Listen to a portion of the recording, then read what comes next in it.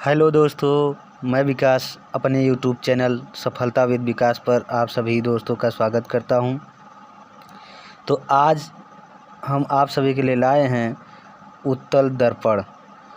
आज हम लोग उत्तल दर्पण के बारे में पढ़ेंगे तथा इस उत्तल दर्पण द्वारा प्रतिबिंब के भी बारे में पढ़ेंगे और लास्ट में आप लोगों से क्वेश्चन भी करेंगे।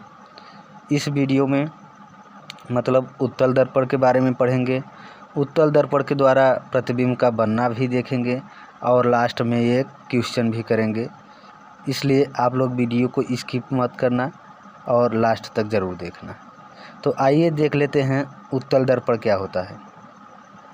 जैसा कि मैंने पिछले वीडियो में चर्चा किए थे कि उत्तल दर्पण अवतल दर्पण किसी भी गोली दर्पण को जब दो भागों में बांटा जाता है या काटा जाता है तो जब उसके बाहरी तरफ पॉलिश या कलाई किया जाता है तो उसे क्या कहते हैं, अवतल दर्पण।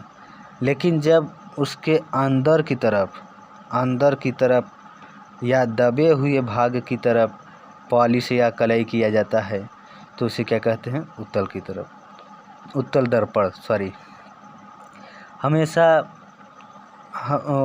डिफिनीशन में लिखा हुआ होता है कि उठे हुए भाग को अवतल दर्पण और दबे हुए भाग को उत्तल दर्पण। हम लोग ये नहीं समझ पाते हैं एग्ज़ाम के टाइम में कि उत्तल दर्पण में उठा हुआ भाग होता है कि अवतल दर्पण में उठा हुआ भाग होता है, उत्तल दर्पण में दबा हुआ भाग पर पॉलिश किया हुआ होता है कि अवतल दर्पण में। तो इस प्रकार आप लोगों को आज ऐसा समझाएंगे कि आप लोग भूल नहीं पाएंगे। तो आइए देख लेते हैं।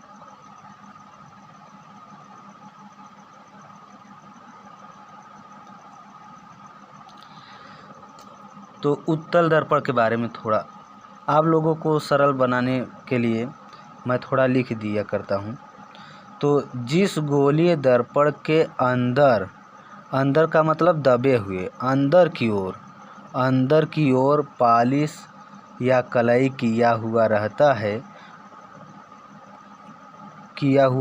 है उत्तल दर्पण कहलाता है। मतलब कि जिस गोलीय दर्पण के अंदर या दबे हुए भाग पर पॉलिश किया हुआ रहता है उत्तल दर्पण कहलाता है।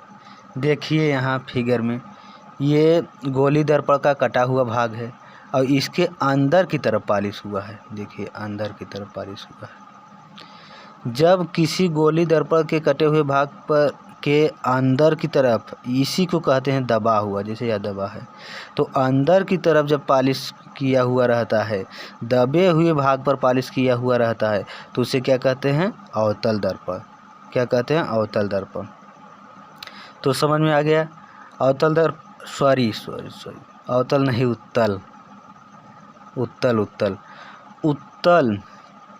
उत्तल का मतलब कि दबे हुए या अंदर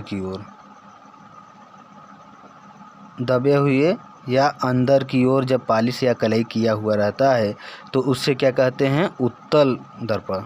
क्या कहते हैं, उत्तल दर्पण। समझ में आया। तो आइए देख लेते हैं कि उत्तल दर्पण द्वारा प्रतिबिंब का बनना। उत्तल दर्पण द्वारा प्रतिबिंब वस्तु का प्रतिबिंब किस प्रकार बनता है, थोड़ा उसके बारे में भी देख लेते हैं।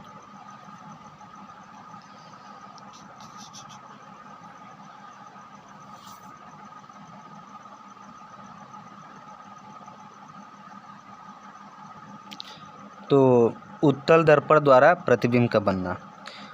उत्तल दर्पण और समतल दर्पण का एक ही प्रकार से बनता है लेकिन थोड़ा सा डिफरेंट है। जैसे उत्तल दर्पण द्वारा वस्तु का प्रतिबिंब, जो उत्तल दर्पण द्वारा वस्तु का प्रतिबिंब होता है वो कैसा बनता है, आभासी सीधा वस्तु से छोटा।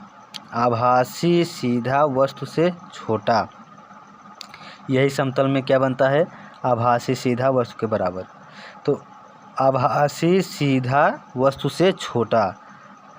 एक बात ध्यान में रखिएगा कि जब भी किसी भी दर्पण के द्वारा अगर वस्तु का प्रतिबिंब आभासी बन रहा है तो ये मान लीजिए कि वह कभी भी उल्टा नहीं होगा, कभी भी उल्टा नहीं होगा। यदि आभासी प्रतिबिंब बन रहा है तो हमेशा क्या होगा, सीधा होगा, हमेशा क्या होगा, सीधा होगा।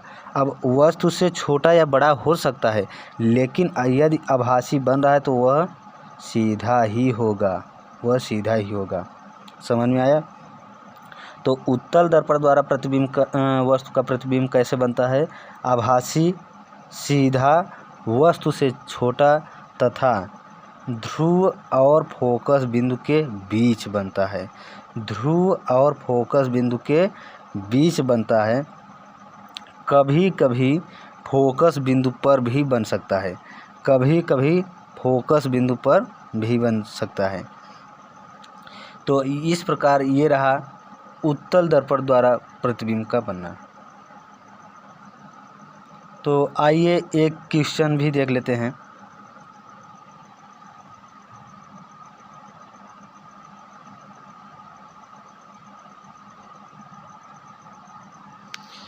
तो आइए एक क्वेश्चन आप लोगों के लिए कि यदि किसी वस्तु का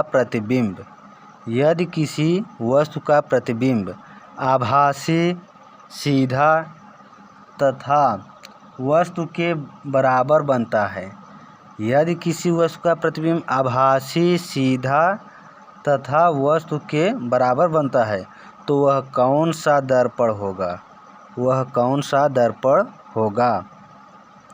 तो आप लोग इस क्वेश्चन का आंसर कमेंट बॉक्स में ज़रूर लिखना। इस प्रकार यदि मेरा वीडियो आप लोगों को समझ में आया हो, पसंद आया हो, तो इस वीडियो को ज़रूर सब्सक्राइब कर लेना और एक लाइक भी ज़रूर कर देना। धन्यवाद।